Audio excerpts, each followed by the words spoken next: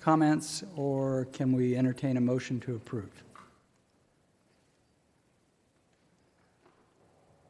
Commissioner Carroll? I'll make a motion to approve the minutes as written. Commissioner Jackal? Very good. Okay, Commissioners, I've been told that the monitor screens may or may not work tonight, so everybody got their voting up? Okay. Work this time. All right, very good. Ms. Chow, any changes to the agenda? No changes tonight. Thank you. Okay. Commissioner Bell, would you like to do your recusal now or before the public hearing? That's fine. Okay. The first item on the agenda involves a company that my current employer does regular business with. I don't have any indication that this project is affected one way or the other, but out of the abundance of caution, I'm going to recuse myself from item 1. Okay, thank you. Any other comments or recusals? Commissioner Jackal. Thank you. I would like to disclose that I have met with Moses Kim about this property previous to this meeting. Okay. Any other disclosures? Commissioner Looney? The same as what was just mentioned. The same as that was just mentioned. Okay. Commissioner Garrison? Same. I have met with the... All right. The next item on the agenda is oral communications.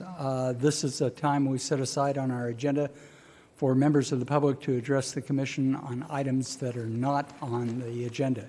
I don't have any speaker slips, and seeing no hands raised, we will move on to our public hearings. Our first public hearing is MLC Vista Sycamore, the condominium project. Mr. Winters, your staff report, please. Thank you, Chairman Rossler and Commissioners. Public hearing item number 1 is for a proposed general plan amendment, zone change, site development plan, tentative subdivision map, and condominium housing permit submitted by applicant MLC Holdings, planning case P17-0361. The project site is located on the west side of Sycamore Avenue, south of Watson Way. The overall area shown within the red boundary line is made up of 7 parcels totaling approximately 11 acres in size. The proposed project development area is within 7.8 acres within the area highlighted in yellow in the exhibit. The remaining portion to the west contains an existing residence that will remain and natural drainage areas. The next slide shows a few images of the project site and street frontages. The images at the upper left, or the image at the upper left, shows the project frontage along Sycamore looking north. The image at the upper right is looking west from Sycamore Avenue onto the project site. The image at the bottom left is looking from the project site towards Watson Way to the north. And the next image shows the project frontage along Watson Way, looking east towards Sycamore Avenue. The project site is located near existing developed areas that include the Rancho Buena Vista Little League Park, several medium-density and high-density residential developments, a retirement care facility, and Kidstown Montessori School. The Sycamore Business Park and 2 apartment communities are located to the east across Sycamore Avenue. The next slide shows the Little League Park and natural drainage areas to the west. To the south are existing single-family residences facing Sycamore Avenue and the Woodcrest Lane neighborhood. The existing general plan and zoning designations for the project site are shown in the map images on the left. Portions of the site are currently designated low-density residential and neighborhood commercial. The corresponding zoning for those areas are E1 Estates Zone and C1 Commercial. To accommodate the proposed detached condominium development, the applicant is requesting a general plan amendment to medium-density residential and zone change to RM10 for 7.8 acres of the overall site. The project would provide for the development of 56 two-story single-family detached condominiums at a density of 7.2 dwelling units per acre. Of the 56 condominiums, 21 would be three-bedroom units and 35 would be four-bedroom units, with sizes ranging from approximately 1,800 to 2,400 square feet. All units would include an attached two-car garage. In February 2017, an earlier version of the project was presented to the City Council as a discussion item. At that time, the project consisted of 61 condominiums arranged on private streets with more of a grid pattern than currently proposed. Subsequently, in July 2017, the Planning Commission provided comments on the project through the early design review process. The plan had been reduced to 57 units, and the development was given a more curvilinear street design. This plan also included a pool and clubhouse, a tot lot, and a separate pet-friendly park area. This slide shows the revised site plan currently under consideration. The plan was reduced to 56 units in order to provide for an additional recreation area in the eastern portion of the project site that includes play equipment, a shade sail, and an open activity lawn area, which was in response to comments previously received from the city. The design also provides for the paved emergency access area to function as a hard surface play area for games such as hopscotch and foursquare. The project is required to provide 224 parking spaces, which is 4 parking spaces for each dwelling unit. The project design also includes 23 additional guest parking spaces within the private streets for a total of 247 on-site parking spaces. Regarding open space, over 30% of the project site would be landscaped area, which includes just under 20,000 square feet of common usable open space, approximately 35,000 square feet total of private yard areas, with average rear yards approximately 625 square feet in size per residence, and planted biofiltration basins. The condominiums are designed with Spanish and Monterey architectural styles, enhanced with metal railings, pot shelves, window shutters, and gable features. The next slide shows all 4 elevations of one of the designs. The 2 images at the bottom show the same side elevation, except that the image at the bottom left shows a side elevation that is provided with an additional vertical siding feature in order to further enhance elevations that would be visible from street frontages. In the large-scale plans distributed to the Commission, one of the plan sheets highlighted the elevations where additional window, shutter, and pop-out features will be provided. This slide shows the larger floor plan of the 4-bedroom design, with the bottom floor to the left showing the 2-car garage, kitchen and living area, plus 1 bedroom and a bathroom. The second floor, shown to the right, consists of 3 bedrooms, 2 bathrooms, walk-in closets, and an open loft area. In response to comments received from the Planning Commission during early design review, several improvements were made to the plan, which include the provision of additional open space, architectural improvements. Site design modifications were made to provide better pedestrian connections, including enhanced street crossings.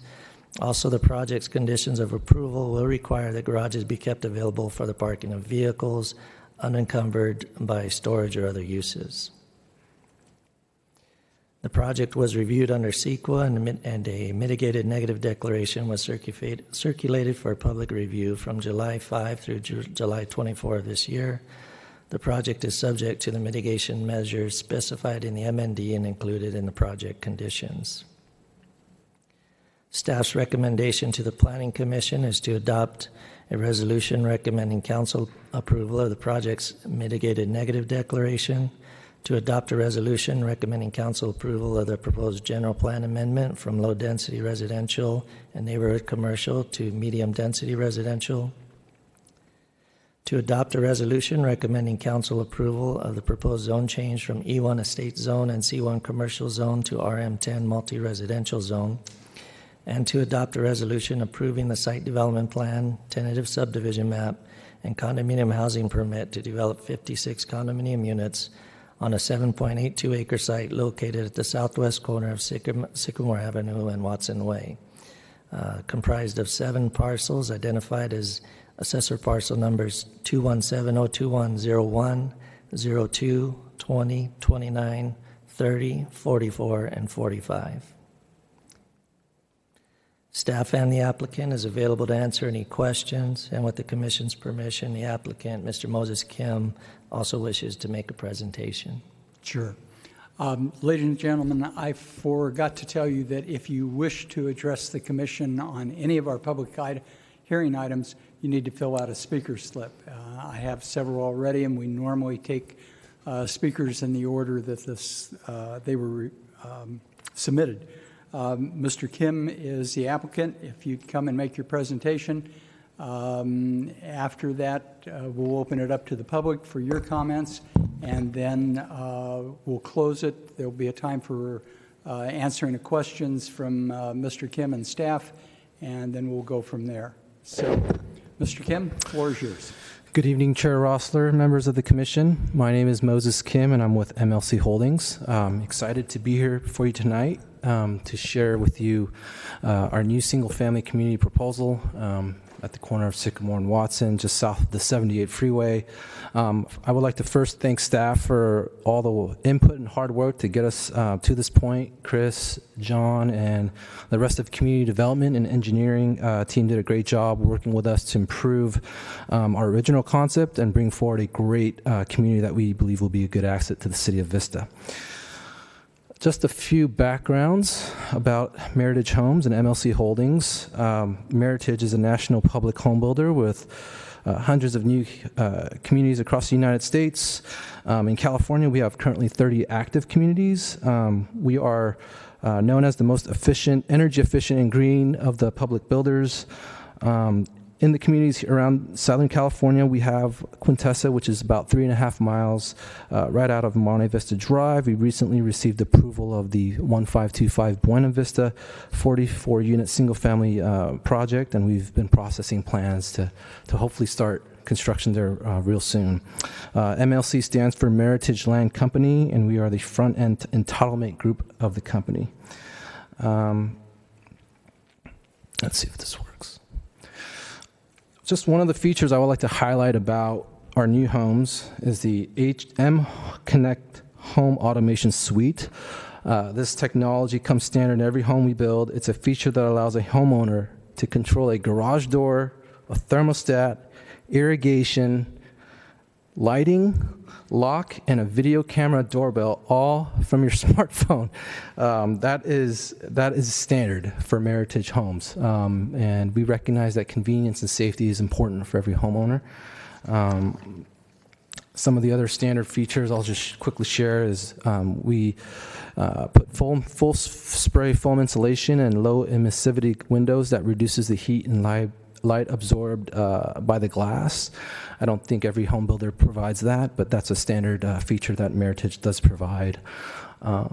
Going to the site plan as presented by Chris and staff, kind of a snapshot of the project's layout. As we can see, we've worked hard to create an interesting site plan here, beautifully landscaped entry and cul-de-sacs, connectivity for the pedestrian, enhancing the streets, a lot of great amenities.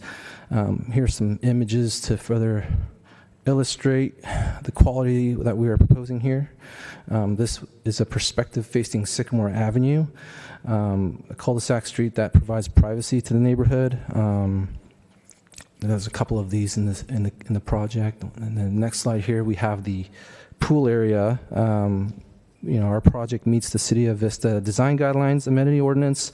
We have a number of amenities, such as this nice pool here and a clubhouse, barbecue area, and a lounge area.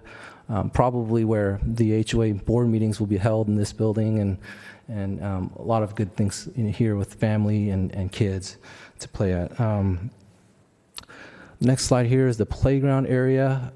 This is where the children's play, obviously, in the turf area, and the parents can watch. We anticipate our buyers to be first-time home buyers, move-up buyers, young families, and so, providing this playground area is going to be great for them, and we for the other members of the community to enjoy and engage. Other project specifics, I won't belabor. Many of the specifics. Staff has already done a good job covering all the points. This is a single-family home of a much-needed attainable housing environment. The project is 56 single-family homes. We have met with neighbors. We've met with other local businesses regularly to receive input. Many have expressed gratitude for the change that is being proposed here today, and looking forward to new homes being built here. It's a, as Chris mentioned before, it's a general plan amendment for medium and a zone change to medium density residential, which would be an RM10 for 10 dwelling units an acre. Here we're proposing 7 dwelling units an acre. The project exceeds open space and parking requirements, meets all of the design guidelines for the amenities, and we believe we've put a lot of good time and effort to the EDR early design review, and I appreciate the city having that opportunity where we can refine at the earlier stage of the project. And I believe we've worked pretty closely with staff to make sure we refined the project and made sure that we listened and we've enhanced the project to what it is today. And we also have some traffic mitigation that we're going to be having here. So again, here are the early design review comments that we took. Just more open space amenities. We've eliminated dwelling unit to provide more space, as Chris already mentioned. Added pilasters along the walls of Sycamore and Watson. There'll be trees and sycamore trees and green space planted along the edges of the street. Architectural enhancements on the side elevations facing the street. Concerns with HOA rules. Our HOA will manage an on-site parking requirement where homeowners will have to register their vehicles. Then they'll have to maintain their garage space for that 2 cars will fit, and I'll make sure that's enforced. Guest parkings will be enforced, so that way there's no real issues later on, that this HOA community will stand by its rules. Traffic, we're providing a right turn lane onto Watson Way. It's working with staff, a condition that we wanted to make sure we were enhancing as far as the traffic in that area, and also providing a CCTV camera as for the traffic engineering department to monitor the intersection. So there's some things we're working with staff as a condition that we're improving.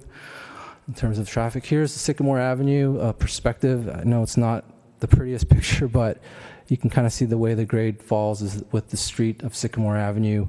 There will be, a decorative block wall with pilasters and trees planted at intervals along that street, so it does look, be more beautiful than what it looks today, I'd say. Here's a snapshot of the traffic mitigation of the right turn lane. I think folks living in that neighborhood will find this very helpful in their morning peak hours as they're leaving for their work down to Carlsbad, and not have to wait for the light, but that they can make that right turn. And so we believe this is a great improvement for that resident neighborhood. And in summary, I'll offer that we know the importance of partnering with neighbors in communities where we build homes. I feel pretty strongly that we have demonstrated our commitment to this partnership, and that this is the right project in the right location for the right reasons, and I urge you to support the project. And myself and my traffic engineer is here to answer any questions you may have. Thank you. Very good. Commissioners, any questions of staff or the applicant? Commissioner Jackal? Yeah, thank you. Mr. Winters, on page 172 of the staff report, in the last part of comment B4,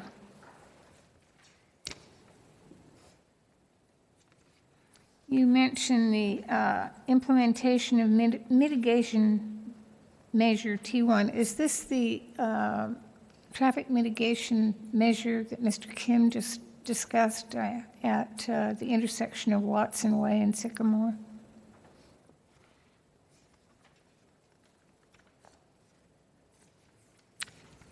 Thank you, Commissioner. I believe that measure T1 is for contribution to the city's traffic fees program. okay. traffic mitigation program.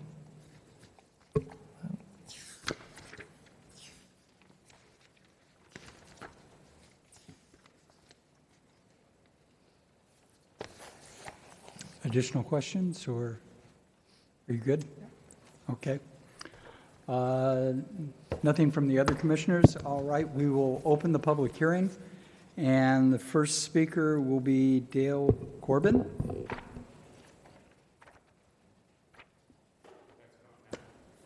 Yes, come down, name and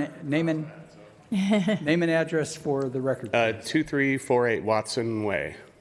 Good evening. We just bought the house on Watson Way, and I didn't know this project was happening. It does look pretty well designed. You know, I'm not against it. I'm concerned with the dirt because I didn't see the whole grading issue, but it goes up. There's quite a lot of grading going to happen there, and I've dealt with semi-trucks idling dirt. No matter how many the best BMPs, whatever, it's going to be a mess. So I'd like to see something, happen there. And go ahead. I would invite you to look at the conditions of approval.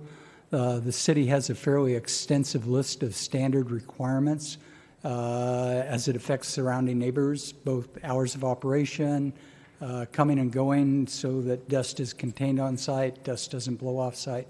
Right. We know that's that on paper, that's great, but that's not realistic. We have inspectors that make sure they do it. So okay. And I didn't mean to cut you off, but also maybe the sidewalks. There's no sidewalks there. There's no street lighting. So I'm hoping that's all part of it as well. Yes. And Mr. Kim, right? Yeah. I met with him. He's a great guy. And again, I'm not against the project. I just know I built a few houses in Carlsbad. I know, how construction gets, and this is a big project. So I want to make sure that we're, that I don't get dusted. Okay. And I have a nice pool. I like my pool clean. Right. My windows, all that good stuff. So other than that, I think they did a great job. And one other question: how come there's no entrance on Sycamore from the project? I think that would be beneficial because all the traffic's going to come down Watson now. That's going to put like 300 cars a day on that street where we probably have 70. So it's really going to change the whole dynamic of that street. that was a question that we had when they were here for early design review. And they have an emergency access that goes out that way, but the traffic engineer was concerned about too many intersections, as I recall, on Sycamore. So we did ask that question, and we're told that the emergency access satisfied their concerns and that the project would work under city standards for Watson Way. Okay, and the entrance and exit is all one, I guess, where all the stormwater washes out, it enters and exits there. The site plan I saw, that looks good. It's down towards the corner. Right. But if that sticks, it's great. I'm totally happy with it. But if that moves up, I'm not going to be, because that's going to put headlights all in my windows and stuff like that. And that's going to make me bamboo my whole property, which I didn't want to do. Very good. Thank you. You're welcome.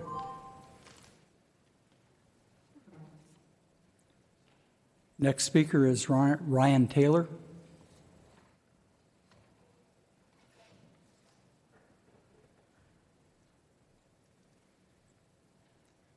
Good evening, Commissioners. My name is Ryan Taylor. I live at 1040 Woodcrest Lane in Vista. That's in the Amber Woods community.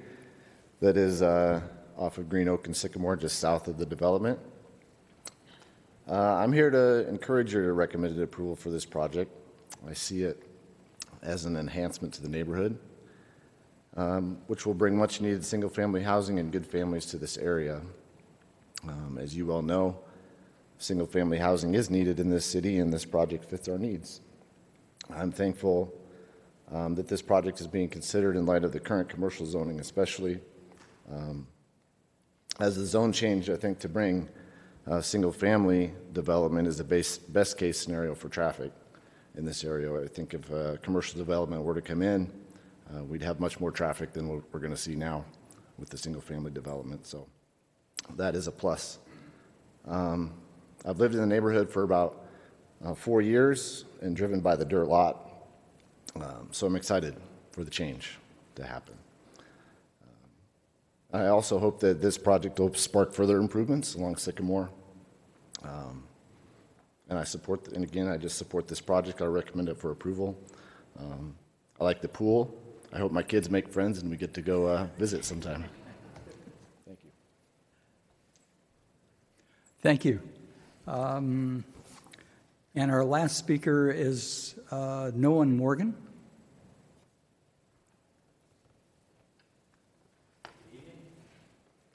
Name and address for the record, please. Nolan Morgan. I live at 959 Sycamore Avenue, which seems to be the only property that actually abuts to this project. I think on your first picture, you can actually see my house, and our property line is about 600 feet that would be impacted for us with this project. So just for full disclosure, also in negotiations with MLC, in the original picture, there's a tennis court there that the neighborhood used. They're not supposed to, but you like to see kids playing on a tennis court. But yes, so that the rest of that project that is not highlighted in yellow is actually where I live. And so the line would normally go straight through, and the portion that is highlighted that has the little dots on it is the portion that I would be selling to them, and that would be the portion that would actually create their exit for the whole project. I am glad to do that because I was here about a year and a half ago, and the commission was they were in favor of a 500 to 600 senior assisted living project that was going to be in the same location. And you can see where my house is in the dotted line. I'm only about 20 feet from the property line where there was going to be a 3-story project there. I mean, right now we have goats and trees, which is great, and we love that. But knowing that right behind my house now, MLC has designed a cul-de-sac with trees all the way around it, with bushes and trees. So I'm going to be somewhat hidden from even the houses that are to the far right and far left of my house.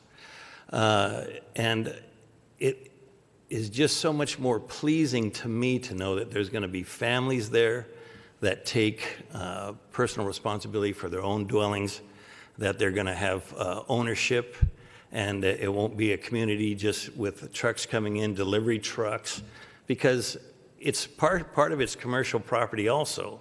And there's a ton of weird stuff that could go on there. I mean, like 7-Elevens, and I already have on my property interesting traffic that goes through there on foot. And if there were driveways between me and some commercial project, it terrorizes me to think what would be going on there. So I am highly in approval of this project, just knowing that any other thing that would happen there that may be less desirable, knowing that families will be there is highly desirable for me, seeing as that I'm the only one that's physically impacted by the project as far as just touching our property line. So I would say I approve. Thank you, Mr. Morgan. All right, that is the end of the speaker slips that I have. Is there anyone else that wishes to address the commission on the project? Seeing none, I will go ahead and close the public hearing and open it up to discussion amongst the commissioners. Commissioner Garrettson. Yes, Mr. Winter, I'd just like to have a clarification on the right turn, from where to where. In other words, is it out of Watson, right turn onto Sycamore, or does it impact Sycamore at all? Where Watson Way exits towards the east, going towards Hibiscus, there will be striping provided that will separate the left straight path from a right turn path. And the red curb in that area will go back, I believe it was about 100 feet or so, to prevent parking in that area so that cars won't have to queue up as far. Anyone turning right would be able to make that right while other cars were in the straight or left turn lane. Would that require widening of Watson or widening of Sycamore? Neither I'm one. particularly concerned about sidewalk access through the development. Sidewalk's going to be provided along Watson Way, and there's adequate right-of-way width to go ahead and provide the sidewalk and the striping for the turn lanes. Now, will there be any interruption of the sidewalk along Sycamore through the construction? Because this is obviously a major road. I looked at traffic studies. The intersection of Shadow Ridge and Sycamore, I believe, is the highest traffic count in the city. So having people having to walk around sidewalk construction along Sycamore is a problem. So during construction, will that sidewalk along Sycamore in front of this property be accessible to pedestrians? It will be accessible if there's an existing sidewalk there, so that won't necessarily be under construction. There is a condition of approval that will require any repairs that are needed to that sidewalk. When any work is done in that right-of-way area, the applicant would be required to obtain a right-of-way permit from the city's engineering division. As part of that permit, they look at pedestrian access and any conveyance they would need to provide for pedestrians, whether walking or in wheelchairs. If they're doing any sidewalk improvements, they might have to provide a DG path. They might have to put down planking over any construction areas. They might have to escort pedestrians through that area during that time frame. Generally, that type of work can be completed in just a few hours, but the city as well has a construction inspector on site to make sure everything's done according to plan. We can condition it that that sidewalk is accessible throughout construction, correct? Because if you look at people walking from Sycamore over, let's say, to Hibiscus to the school, they would be tempted to go across Sycamore if that sidewalk there is blocked off. So the question is accessibility of that sidewalk throughout construction. Let's see. Looking to the director for the input on that.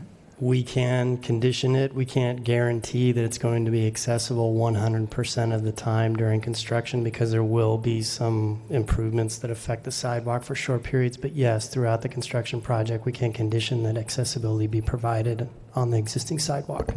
Because all the houses that are between Watson and Green Oak have a long way to go to cross Sycamore if they can't walk along that sidewalk. They'd have to walk all the way up to Green Oak to cross to get to the other side of Sycamore, especially those who might be walking to the school.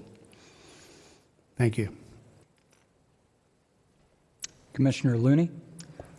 I don't believe there's an existing sidewalk that continues all the way towards Green Oak. There is a sidewalk all the way. Okay.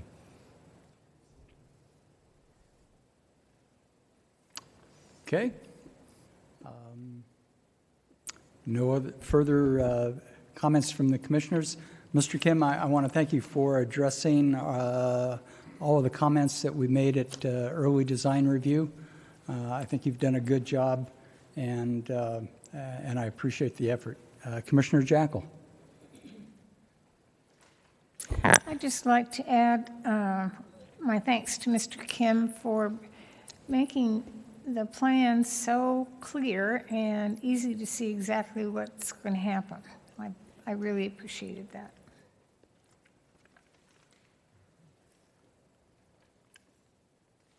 Commissioner Carroll. Thank you, Chairman.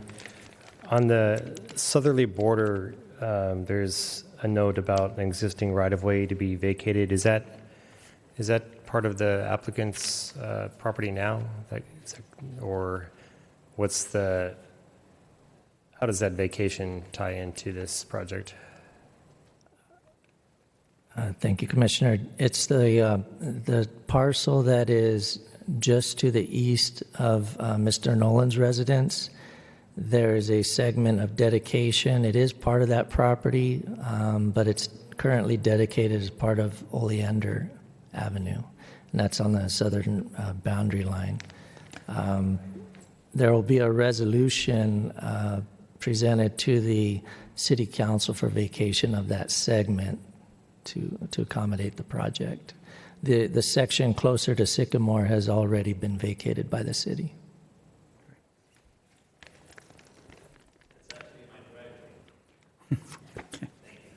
Mr. Morgan's driveway. Okay, I see that now. Yeah, I wasn't sure if your access was from Watson or if I see it from here now. Thank you. Okay. Commissioner Kramer. Thank you, Mr. Chairman. I'm highly in favor of the project. I totally agree with Mr. Morgan's comment of I would much rather see condominiums there than 300 units as a senior complex, and commercial would be a disaster for his property and some of the surrounding. And I think what staff has and Mr. Kim have presented with the land use designation, I think it's really balanced now, where you've got the commercial, you've got some medium density, and then you've got the one little E1 for Mr. Morgan's property. And I think it's very balanced. The amount of landscaping, the 30% versus 15%, I think we've done the best that we could do with this project. So I will be in favor in supporting it. Thank you. Would you like to make a motion to that effect? I would be happy to. Commissioner Carroll had a comment to me a couple of meetings back that instead of trying to read everything that's written here, that just say as presented or as written. Got it. I know you like to read those things. Yeah, I do. Thank you, Mr. Chairman. I would like to adopt Resolution 2018, number 1, as presented. I would like to adopt Resolution 2018 next for the general plan, item number 2, as presented. I would like to adopt Resolution 2018 next for the zoning change, item number 3, and adopt Resolution 2018 for the site development tentative submap, item number 4, as all of them as presented. Very good. Any comments from the student commissioners on the project? Don't have to, just want to give you an opportunity. Okay? All right, commissioners, we've had our screen die on us. We've had a motion and a second, or do we have a second? Not yet. Not yet. Need a second. Okay, Commissioner Carroll's going to second. I'll second the motion. Okay, very good. Now we have a motion and a second, and it looks like our screens are back up, so let's cast your vote, please. Wait a minute. Commissioner Garrison? I would like to amend that to include that Sycamore sidewalk remain open. Okay, the maker and the second okay with that? Yes, I am. Okay. All right, so we added an additional condition to keep Sycamore Avenue sidewalk open during construction. All right, now we can cast our votes.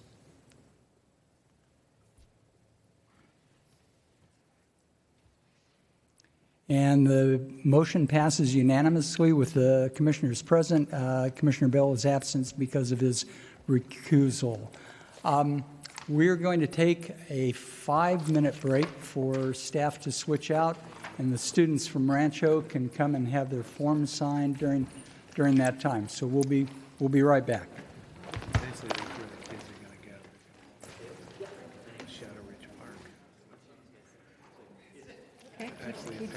Keeps them off.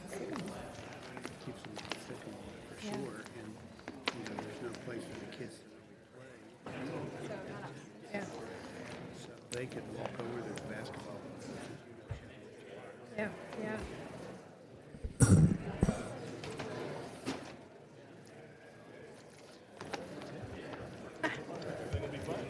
Hi there, how are you? You want to take these with you? Scratch paper?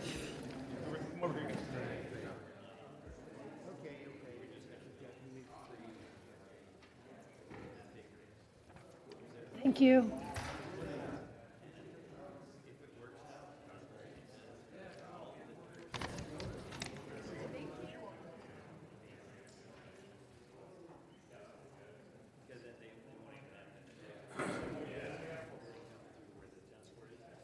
Thank you. For coming.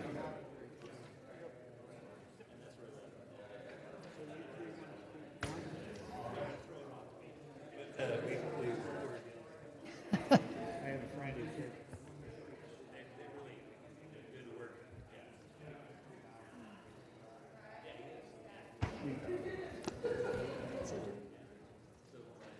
Oh, yeah, I got a question about that. love that they have classes with the students coming. I wish I'd have had that opportunity. It's a great idea. My next door neighbor teaches classes, and he has them go to that, makes them do reports.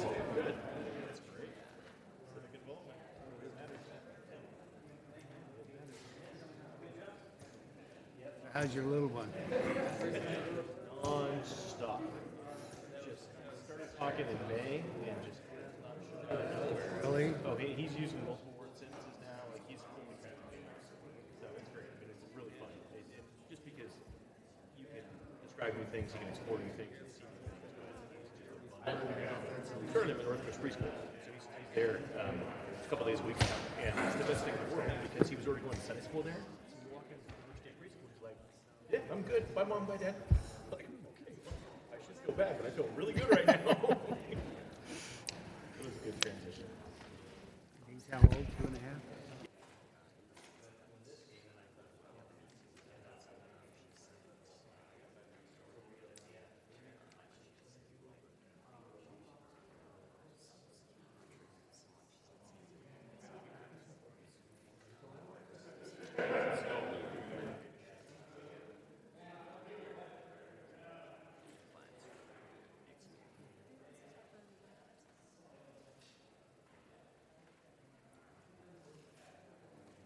We're back. Next item on our agenda is our second public hearing, Sprouts Grocery Store. Mr. Risley, your staff report, please. Thank you, Chairman and members of the Planning Commission. The item before you tonight is for a proposed Sprouts Farmers Market. The application number is P18-0111. The request includes a special use permit as well as a site development plan. The subject site is 2.89 acres. It's one legal lot and is currently vacant land. The site is located on the west side of East Vista Way at the intersection of Montymar Drive and East Vista Way. Surrounding land uses include a church to the north, a vacant land, as well as a commercial shopping center to the east across East Vista Way, as well as a shopping center which is currently under renovation to the south, as well as a mobile home park to the west. The general plan land use designation for the site is neighborhood commercial. That designation does allow for commercial uses, banks, grocery stores, as well as restaurants. The zoning for the site is C1 commercial. The C1 commercial zone permits such uses as commercial, retail, and again, restaurant uses. The proposed Sprouts Farmers Market would require a special use permit inclusive of a site development plan. The submitted application and plans before you tonight propose construction and operation of a 26,616 square foot grocery store. The plans also include landscape, parking lot, and site improvements. Sprouts Farmers Market is a full service market which emphasizes natural and organic foods. The proposal before you also includes a request for on-site sale of beer and wine. The proposed hours of operation for the grocery store would be 7 a.m. to 10 p.m. daily. Store operations would require 20 full-time employees as well as 80 part-time employees. The submitted site plan indicates the proposed grocery store building would be located at the northwest corner of the site, with the loading docks directly to the rear of the building. The remainder of the site would be dedicated to parking lot facilities as well as landscape improvements. Access to the site would be provided by 2 driveways along East Vista Way, as well as a reciprocal access agreement between the subject property and the adjacent commercial shopping center to the south. Staff does note that the southerly driveway would be controlled by a new signalized intersection that's a part of this application. In terms of parking, City Code requires 5 spaces per 1,000 square feet of gross floor area for grocery store uses. Based on the 26,616 square feet, the site is required to provide a total of 134 parking spaces. The submitted site plan indicates 137 parking spaces provided. However, 4 of those parking spaces would be utilized for cart corrals, shopping cart corrals. So with that being said, staff has modified a condition within the attached resolution requiring that the site maintain a total of 134 spaces, which would limit the cart corrals within the parking lot area to a maximum of 3 cart corrals. In regards to screening, the submitted site plan indicates a proposed 6-foot-high screen wall, masonry block wall that would be constructed along the entire west property line, which would provide separation from the proposed grocery store to the existing mobile home park to the west. In regards to landscaping, the submitted site plan indicates that the site will dedicate 15% of the site to landscape improvements, which meets the minimum 15% required by code. And in regards to the floor plan, the interior of the grocery store has been designed to accommodate grocery store operations, which would include produce cooler, deli and meat counter, bakery, dairy cooler, grocery shelving, cashier stations, and other associated areas. Architecturally, the building would be 1 story, a maximum height of 40 foot to the top of the tower element on the front elevation of the building. In regards to architecture, the proposed architecture style is prototypical of Sprouts Farmers Market. The building would maintain a combination smooth, split-face masonry block exterior. The exterior would be enhanced with such architectural features as metal siding, wood grain architectural panels, metal canopies, stone veneer, as well as a 40-foot tall tower element at the entrance of the building facing East Vista Way. Here's a perspective of the front elevation of the building, which would be facing East Vista Way. This perspective highlights the metal canopies, the metal siding, as well as the tower element centrally located in that elevation. These 2 perspectives are the north and south elevation, which are the side elevations, again, maintaining the architectural enhancements that I identified earlier. The general plan land use designation again for the site is neighborhood commercial, which allows for retail and commercial uses, including grocery store uses. This plan before you tonight has been designed to comply with all applicable development standards within the C1 commercial zone. However, the building height does exceed the maximum 35-foot permitted within the zoning ordinance. The tower element in the front elevation does exceed that height to a maximum height of 40 feet. However, it's at the Planning Commission's discretion through the special use permit process to allow that increase in height. In regards to parking, as conditioned, the site would maintain the code required 134 parking spaces. The site plan has also indicated, again, that 15% of the site would be dedicated to landscape improvements as required by code. In regards to the off-site sales of beer and wine, staff feels that this proposed use is consistent and appropriate for a grocery store use in terms of the context of the grocery store use. A mitigated negative declaration has been prepared for this project. That document has been circulated from June 28th to July 27th. Within that document, there's mitigation measures identified for cultural resources, biological resources, as well as noise. Staff has received 4 letters in regards to comments of the document, and staff has provided comments to those letters, and it's included within your packet tonight. With that, staff is recommending the attached resolution granting a special use permit, inclusive of the site development plan, to construct and operate an approximately 26,600 square foot grocery store, to include parking lot, site improvements, as well as the sale of beer and wine for off-site consumption. Staff is also recommending modification to Planning Division Condition Number 2C, which would require a minimum of 134 open parking spaces within the parking lot area. With that, that concludes staff's report. I'm here to answer any questions. I'd like to introduce the project architect up to provide the Planning Commission a brief presentation regarding the project.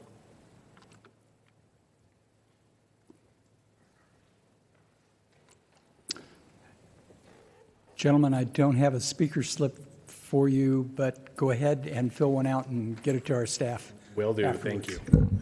Well, good evening. Thank you. I am Brian Hain. I'm the architect for the proposed Sprouts Farmers Market. This is Pete Ritchie, the civil engineer for the project as well. Just to reiterate and follow up on what Michael had presented, the proposed site is just north of East Bobbier Road or Drive and just west of East Vista Way. The site itself has residential to the west, the mobile home park. To the south and to the east is commercial, retail. And again, to the north would be the Grace Presbyterian Church. I'm going to have Pete take a little bit of time and walk through the specifics and the context of the site itself. Thanks, Brian. Commissioners, Pete Ritchie, Kimley Horn, San Diego. I just wanted to cover a couple of the things. Mr. Ressler covered the site layout already for the most part. One of the things I did want to verify, we have included as part of the standard requirements a series of stormwater treatment basins that are incorporated into the site landscaping within the parking lot. We've got a series of 3 basins, smaller basins south of the building.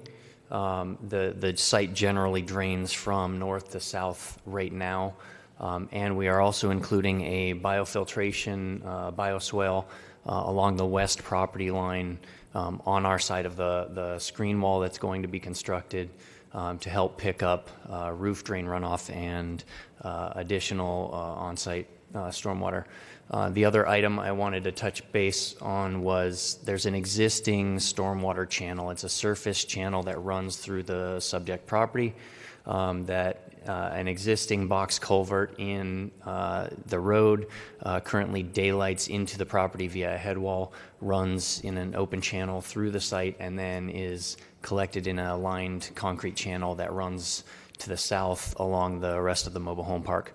Our project, obviously, as we have to develop the site, we'll be converting that open channel into an existing into a new box culvert that will tie into the existing one. It will then be connected to the same lined concrete surface channel on the west of our property. That's all been designed, sized properly to convey all the off-site runoff to convey it through the property. Thank you, Pete. All right, to briefly talk a little bit about Sprouts Farmers Market. So again, they're a natural organic grocer. The proposed building being just over 26,600 square feet. Roughly 90% of the product that Sprouts sells is organic. There's a few things that Sprouts really prides themselves on. One of them being what they give back to the community as an asset to the community. Things such as food donations, partnerships with food banks, partnerships with local nonprofit organizations. They also are very conscious of the environment. They have a policy in-house for zero food waste. They also are very into the sustainability of the operation of their building itself, from LED lighting and natural lighting of skylights, clear glazing for the actual storefront system itself to let that natural light in, All that encompasses with the energy management system that Sprouts incorporates. So a little bit more about the building itself. Michael, thank you for your review of that. So the bottom rendering there shows the east side of the building. This is what you would see off of East Vista Way. There's a lot of horizontal elements, which is then broken up by the tower feature, which again highlights the entrance into Sprouts.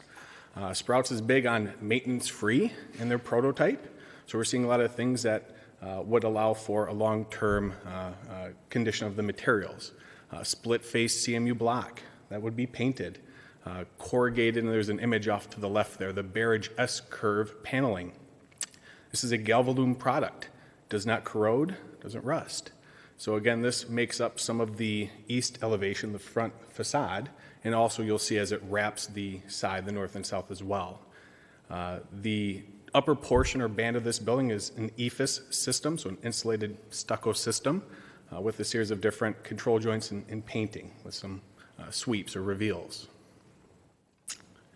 As we get a little further into the east elevation, again, you can see the tie of the horizontality of some of the bands, the corrugated S panel system, the EIFS system, the canopies, and the different materials that would make that up. One of the interesting things from the prototype standpoint, Sprouts uses a sheet metal panel system that mimics wood. So they historically have really enjoyed the use of wood, but the maintenance of it was too much. So they now use a embossed and engraved sheet metal system, maintenance-free. And that wraps the canopies. And on the south elevation, that's what's behind that signage feature. The west elevation would face the mobile home park, the residential area. Again, a lot of horizontality with the painted split-face block. The north elevation carries through with the same type of design or intent as the south elevation.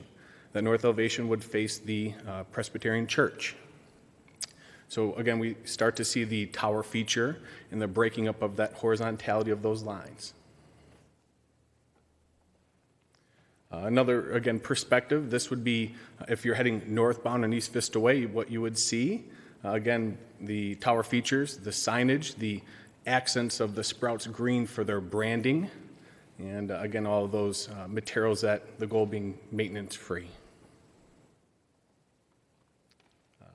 This rendering or perspective would be in front of Grace Presbyterian Church as you're heading southbound on East Vista Way, and again, very similar or mimics what we just saw. So, thank you very much for your time. Thank you. Questions for the applicant or staff? Commissioner Kramer. Thank you. I have questions for both, but I'll start with you. Delivery times, I didn't see anything in the conditions of approval. First question is, deliveries for produce and foods in the back? Yes. Or, okay.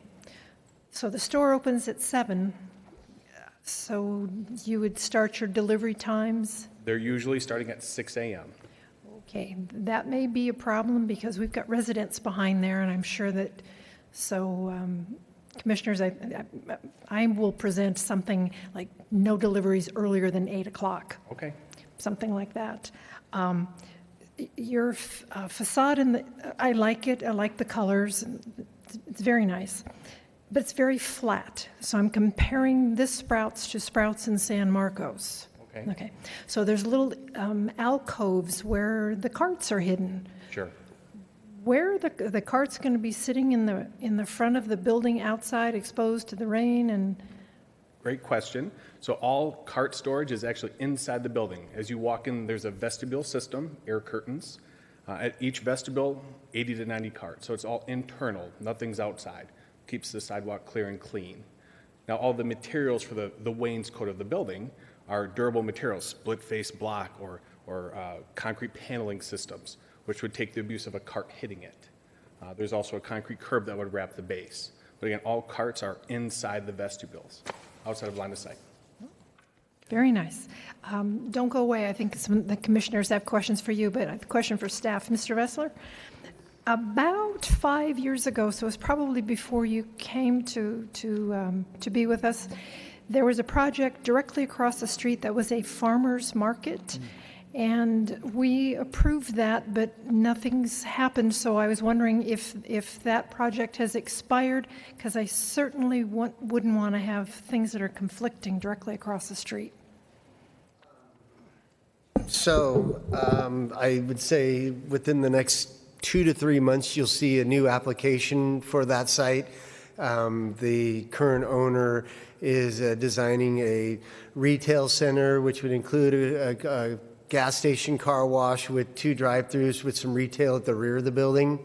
They're working through the environmental process right now. However, I would see that being wrapped up and probably before you again within the next couple of months.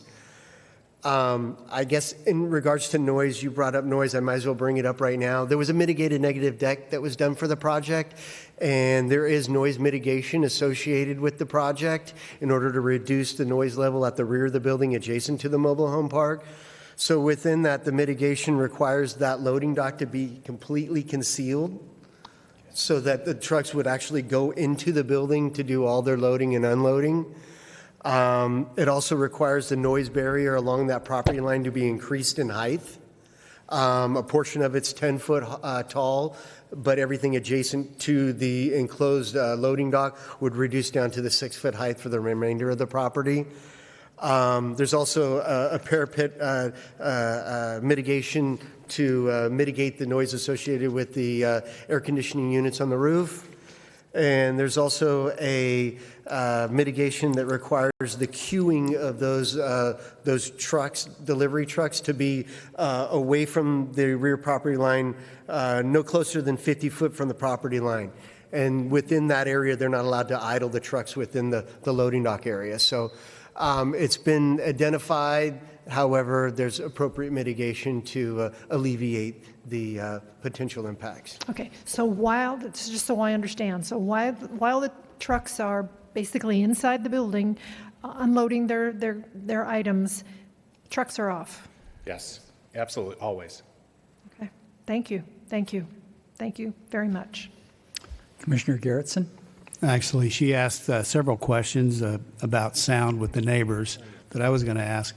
But right now, there's like an 8-foot block wall. You're saying there's going to be another one added?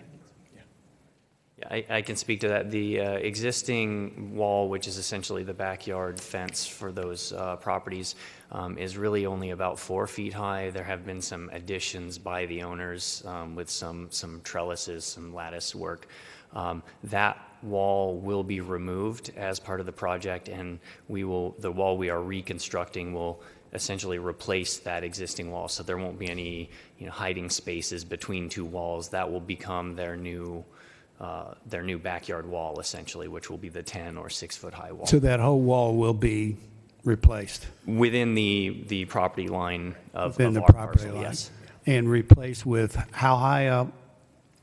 It's a combination 6 foot and 10 foot. And all of the sound measurements are with that wall constructed on the other side where the residents are? That's Is that correct? That's correct. Okay. Second question, how many beer and wine licenses do we have in that zone?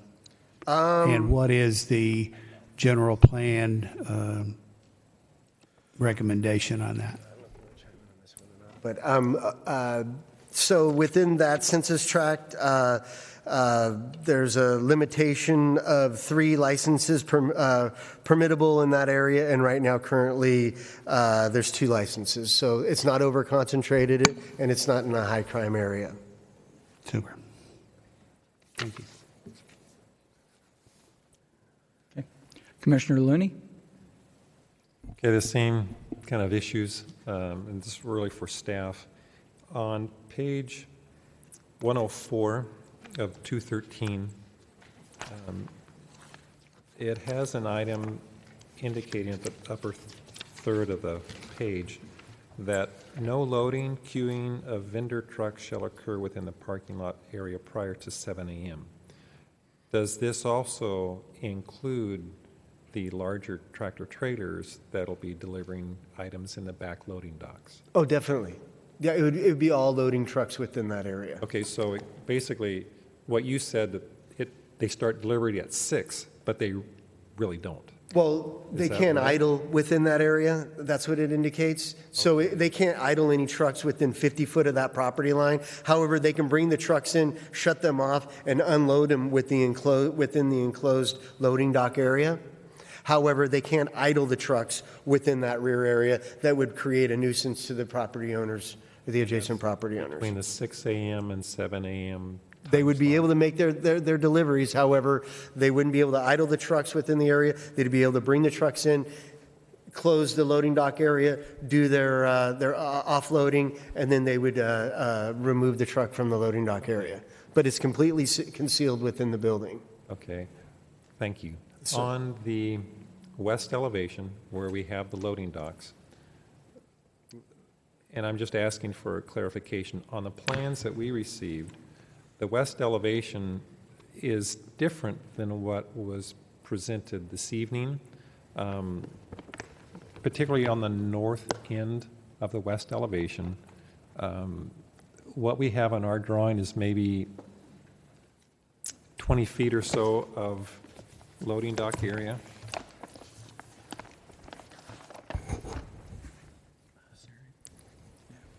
So we've got this shadow line. On the plans that we have in front of us, that shadow line occurs right here. So if you could help me understand What's going on?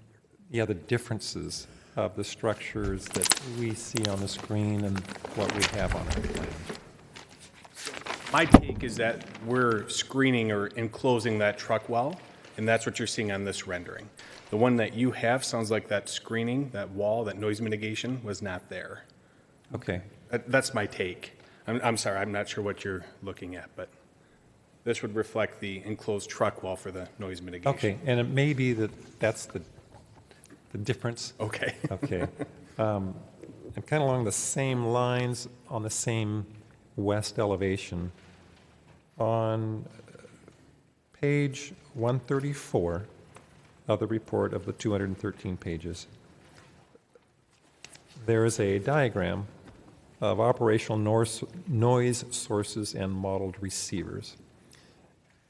On that diagram, we have the west property line consists of about 3/4 of the area shown as a 10-foot wall, and then the balance being a 6-foot wall. Now, from what I've gathered, there's been some modifications made to the plan. On sheet 4 of the drawing package, which is your site plan, and sheet 8, which is the wall profiles, those are all shown at 6. So I think it would be good to have some type of... The reason for that is that this is mitigation. That's their proposal.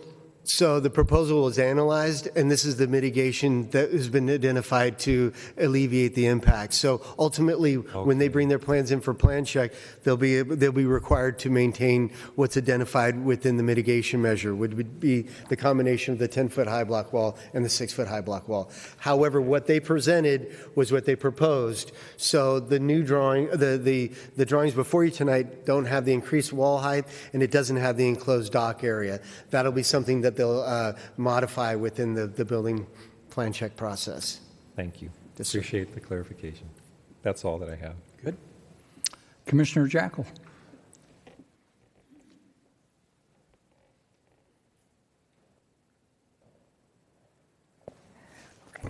Thank you. I want to continue the discussion on page 134. So I look at that, and it shows the truck delivery path. It goes from East Vista Way down the property, and then I'm gathering it backs up into the enclosure. Is it going to be going beep, beep, beep while it backs up? No, they do not. Okay. Then the only other thing was, I was very pleased to see that you have the cypress all along inside the screen wall. And I hope you will keep them very healthy.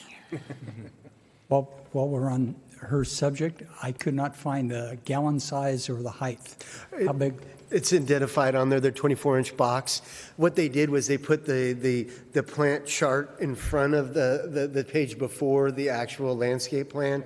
I had a hard time finding it this afternoon too as well, but yeah, it is included just in front of the actual planning plan. Super. And generally, a 24-inch box Italian cypress is 6 feet high, 10 feet? This says 9 I'm to asking 11. the engineer and the architect about landscaping, so. My less than expert response would be, I believe that is correct. Okay, very good. That's within the correct range. All right. Commissioner Jackal, were you through? Yes, thank you All very right, much. thank you. I too had a number of questions on delivery hours. Thanks for clarifying those. What happens, you mentioned the unsold food. What happens to it? So they have a really in-depth policy and plan, more than what I can even explain to you. But Okay. their policy is zero food waste. Okay, so it doesn't go to the landfill? No, whether Okay. it's donated to farmers, local charities before it spoils. I mean, it's a very thorough process and timing, and they have in their receiving area different shelves or compartments where things would go based on timing or expiration. Okay, very good. Did you meet with the neighbors, the mobile home park and with Grace? Yeah, actually, the property owner set up a community meeting with the mobile home park in July, mid-July, I think it was, and the response I got was that the community was considering an amenity, that it would be nice to have this type of market within the area. That was what the response I received, but yes, he did. The property owner did have a community meeting with the neighbors. Okay. Any talk about providing access through the wall to the shopping centers? Not that I'm aware of, no. Okay, all right. I guess keep in mind too, I didn't bring this up earlier, but the same owner of this property is the owner of the adjacent shopping center. So that's currently going through renovation, and the architectural design and the materials that they used on the Sprouts will continue to the shopping center. So it'll really create an integrated development. And with the access and the parking agreements and so forth and signage, it's really going to work as a unified project, I guess you would say. Very good. My kids grew up at Grace Church, and after youth meetings, we used to walk down to Upper Crust for pizza. Any chance to provide them with a pedestrian connection through, so they don't have to walk all the way around? Because I know we cut through the lot. I would say that the challenge with that is the existing site, as you're probably familiar, is a fairly gentle slope now, but the attempts to grade the site so that we would have accessible access to the street and the store, we are actually proposing a slope down from the northern property line. That whole area will be landscaped with at least 5 feet, and in most cases more than 5 feet of plantable area. Okay. So right now, we don't believe that there would be any, from a grading standpoint, any ability to do that. Okay. The lighting shows that there are 3 lights adjacent to the mobile home park that are right on the property line. One side, it's like 8 lumens on the parking lot side, and it's 0 on the other side. I was wondering what type of lamp you're going to put up there that enables that to happen. My understanding from my lighting designer, the shielding that will be used on the LED lighting, they can be very directionalized and essentially provide a complete screen at the property line. Okay. Based on the direction that they aim the lights and combined with the shielding around the fixture itself. Mr. Ressler, any concern on staff's part of light reflecting off-site? No, they'll be going through the plan check process for the parking lot lighting. So when they go through the process, we'll have it run through staff as well through our environmental planner to confirm that there is no spill off and it's appropriate in terms of the illumination. Very good. Okay, my last concern, and if we could go to the west elevation. Let's see. That top one. I'm struggling with that. It's a big blank wall, a couple of different textures there, but it would, I think there is an offset, so that was taken care of, but certainly a change in color at a minimum, and maybe even a change in texture, wrapping some of that wood that you were talking about around the top, would certainly help me approve the project. So that's kind of where I'm coming from. Your thoughts or ideas about what might be done to that elevation? So we're semi-close to the property line, so we have that screen wall that goes up 10 feet, which I guess helps. Now, to carry through or carry across maybe an ephes band or some of that other texture, as you see it now, it's split-faced block that has different painted elements, which again, trying to bring down the verticality of the height of the building and bring it with those horizontal lines, trying to bring it down a little bit to that residential level. There is opportunity, of course, to bring in other materials, whether it's an ephes system or some of that paneling. Okay. Again, we're tight to the property line, so I don't know how much protrusion we really can do on that side of the building. Okay. That's what concerns me. Yeah, what we try, the code, it's interesting because it's a mobile home park. The code requires actually a minimum of a 3-foot setback from that rear property line.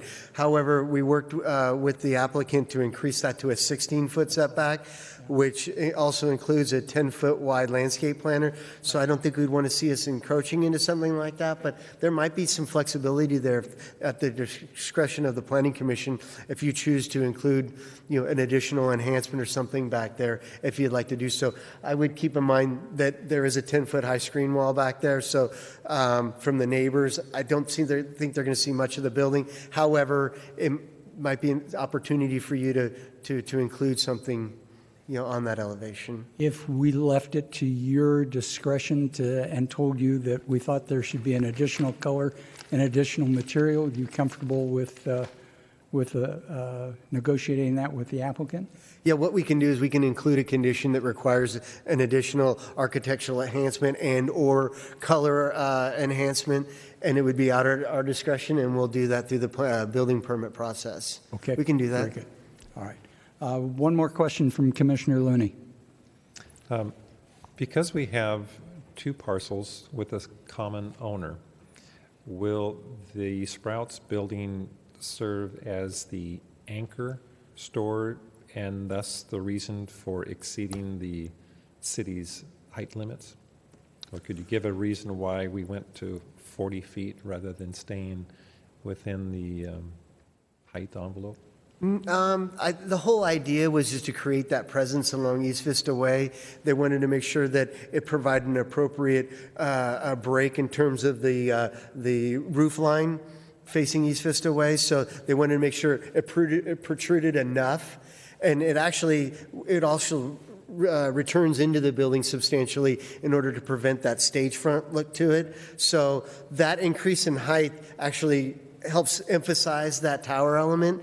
And, in working through the process, staff felt that additional height creates interest to the building. So that was the intent of the increased height. But the remainder of the building, as I recall, is at 31 foot 8 inches. So it's approximately 4 foot lower than what the code requires. So the only element that would increase in terms of exceeding the height would be just that tower element. Okay, on some of the 3D images, it appears that tower or the side wall of the tower returns westward beyond the other lower parapet. That's it correct. Extends, I'm guessing, 8 to 10 feet? 12 feet. 12 feet, actually, yes. The whole intent is to, again, eliminate that stage front look. Correct. And to create that massing that makes it look as though it is a true tower element. And that's the reason why it was increased. Okay. And then just one other comment that was earlier mentioned on the corners coming around on that west elevation. I think the way that's been presented with the simulated wood on those focal points on the south and on the north elevation, I think that works very well. am being opinionated here. I think that embossed or that wood grain needs to stay where it is, but you could possibly take that EIFS panel, because it's a softer color, rather than creating that much contrast at that corner. I think that EIFS system that has the lighter color might be the best approach to looking at adding fenestration on the backside. Make sure I understand this. Utilizing the EIFS element on the rear elevation in order to create that break? Yeah, and okay. Maybe it's looking at the... Don't go back to that. Oh, okay, that's fine. But to take that panel, maybe just back. Does it come in 4-foot panels or 8-foot panels? But 4 foot. Maybe you bring it back maybe 16 feet, just enough to highlight that corner, because it is visible from that western drive. I don't think there's a need to carry it the full west wall, but just to kind of highlight the corners it would be, I think, an improvement. Okay. Good idea. Any other questions for the applicant? Okay, thank you, gentlemen. This is a public hearing, and we do have a speaker, Ursula Sack.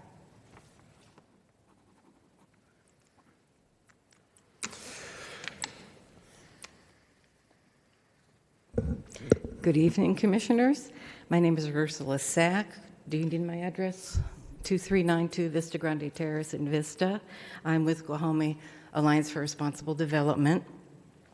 And I think Sprouts are wonderful people, so nothing against them. But this project just is an example of why the East Vista Way corridor is in dire need of a growth management plan.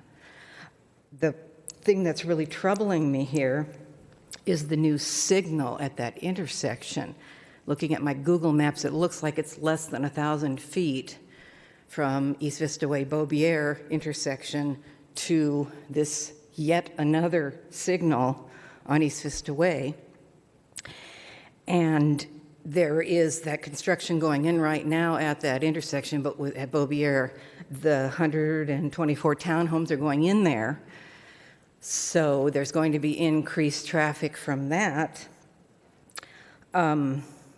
Research shows that increased traffic on main roads, increased congestion, what that leads to is increased cut-through traffic into neighborhoods. I believe when the level of service at an intersection goes down between C and D, then the cut-through traffic goes up. And so that's a big concern because that's actually the most dangerous traffic. That's where more of your accidents and injuries occur, is people zooming through neighborhoods that aren't developed for that kind of level of traffic. So what I'm concerned about here is another light, another pause, more traffic, slower traffic. And I'm just wondering, to me, this looks like the perfect opportunity to put in one of those nifty traffic circles. Was that ever even considered here?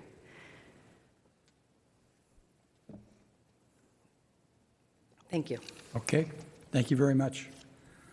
All right, anyone else wishing to address the commission? Seeing none, we will close the public hearing and turn it over to commissioner discussion.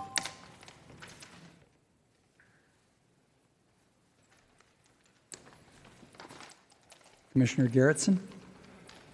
Yes, Mr. Chairman. I don't think we've addressed the delivery time sufficiently. Will that be done when we're talking about the motion? Now would be the time. Okay.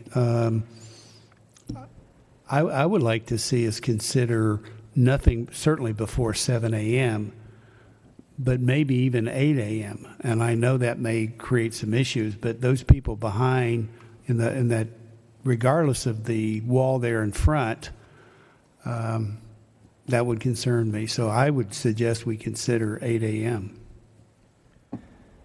Any other thoughts from the commissioners on 8 a.m.? Commissioner Kramer? Thank you, Mr. Chairman. I was initially in favor of 8 a.m., anything but 7, but understanding that the trucks, if you look at our room here, the trucks are going to be backing into an alcove, and then they're going to be closed off, and they're emptying from the rear side, and the engines are not running.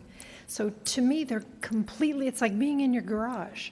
So I don't think that there's going to be any noise issues because of all of the mitigation they've taken on the front end. So that's my 2 cents.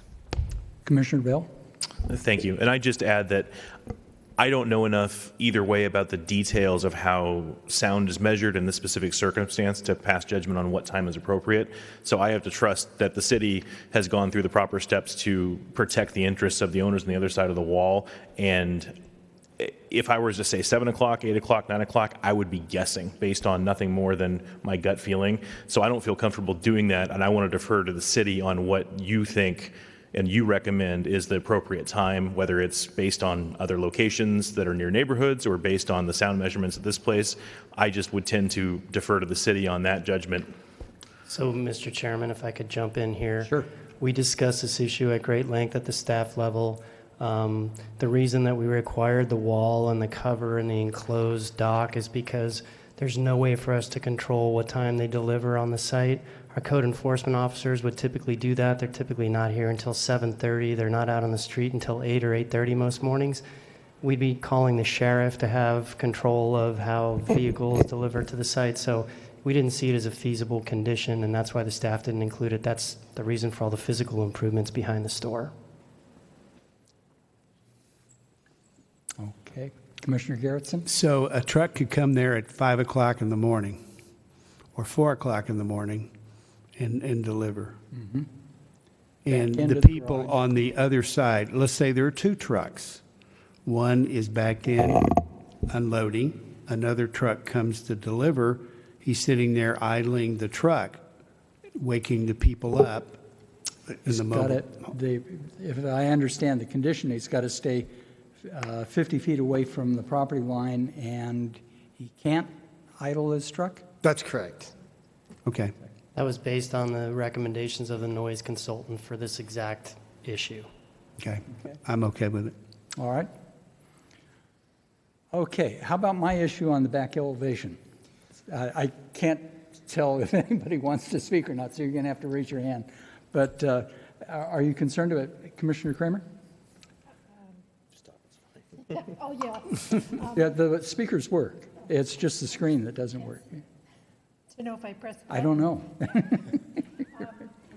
I think that your concerns are justified. I think it would make it look for a more finished building instead of it's all pretty on 3 sides. Oop, I can hear myself. On 3 sides, and it's a little bit, loosey-goosey on the back. So I think it's a really good idea. I agree, and I like your idea of deferring to the city on managing that Yes. final decision. I like Dawn's suggestion as well as highlighting that corner. I think is a great way to start looking at that. What's something practical that's not overly expensive, but it adds a little bit of flavor to the back. Yes. Okay. Any other thoughts on? What has been the policy on similar development? On other grocery stores, is there a limitation on truck delivery times that are near residential zone properties? I mean, take their competitor, okay? Yeah. Fraser Farms. When do they deliver? Is there limitations on them because of that new residential development, basically across the street? So I was just curious as to, has there been any policy in the past? So we don't have a policy. It's regulated by the noise ordinance, which is a 7 a.m. time switch. Most of the grocery stores in town, honestly, were built before most of the residential around them, so it's infill that's followed the grocery stores. Fraser did have some conditions on early deliveries, which they for the most part comply with, but again, it's very difficult to enforce, so we do occasionally have some complaints. They weren't required to enclose their backloading dock, as you can see, and there's some exposure to the neighborhood, which is what prompted us to address it this way with this project. So I think that was a good measure on the applicant's part to completely enclose that. If we can somehow control these trains that start at 4:20 in the morning, that would be a major accomplishment. Thank you. All right. Any other, Commissioner Kramer? Concerns, I would move forward to make a motion unless someone else has. Nope. Okay. I'll even make this simpler than before. Adopt Resolution 2018 next for both items as stated, except asking staff to represent the Planning Commission in the elevations and making them sexier. Can we put that verbiage in the staff report? It might be red. I will second that motion. All right. Do we still need to address condition 34, or the parking spaces? The modification to planning condition 2C, which would require a minimum of 134 spaces. Everybody good with that? Yes. Okay. All right. So what is the delivery time? 7 a.m. is the 7 a.m. Okay. Yeah. All right. Okay, so all in favor, raise your hand. All right. The motion passes unanimously. Forgot to ask the student commissioners what they thought. You have any thoughts? Nope. Okay, very good. All right. Thank you. Welcome to town. Yes, everybody in my neighborhood is very excited about Sprouts coming. Yeah, so, all right, commissioners, the next item on our agenda, get back to it, is the election of chairman and vice chairman. I feel like I am just starting to get a handle on running this thing. I've gotten better at pronouncing names.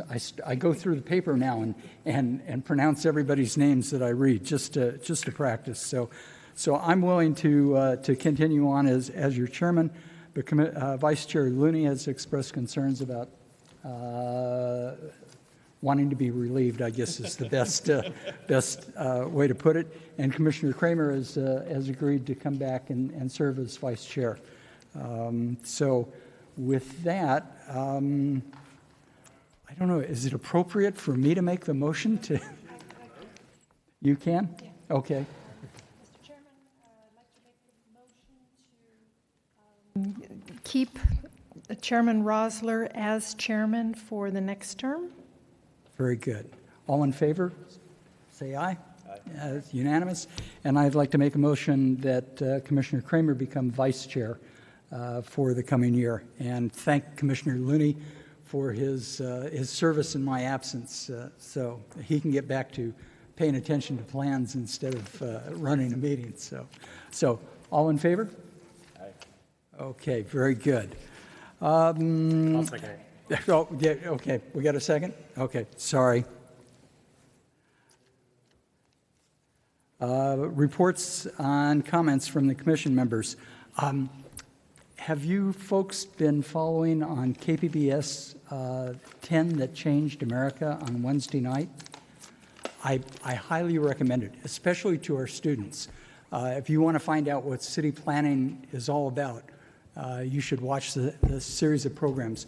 The one on traffic, Michael, I thought it was really amazing because they started with the National Road and went all the way up to the freeway system. The one on architecture, there were two, major buildings and house architecture, and it was okay. But the one on town planning was just exceptional. You know, I felt like I was back in Urban Planning 101 again. So I would, and they've done parks. The last night's program ended up with the Highline Park through New York. If you're familiar with that, it's an old elevated train right away that they changed into a city park. And so I highly recommend it to everybody. Wednesday night or? Wednesday nights, either at 8 or 9. 10 that changed America. And you can go back into their past programs and call it up. So it's been an ongoing series, but it's been really fascinating. They've done a good job on it. So any other comments from the commissioners? Okay. How about staff? Comments from staff? We will have a meeting on September 4th.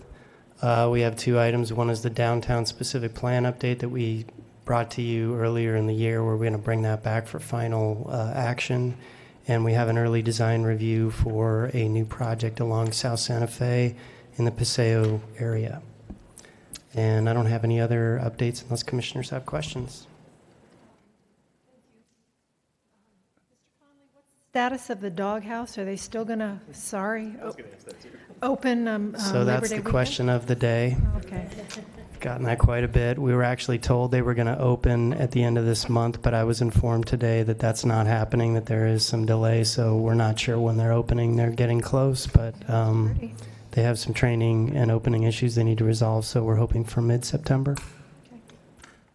And I saw that the garage door was up and there were trucks in the parking lot at the car wash. So they've got their utilities. We did finally resolve their electrical. They're finishing up their on-sites. The building inspector told me that they were hopeful to open complete this week. So it'll be this week or next week.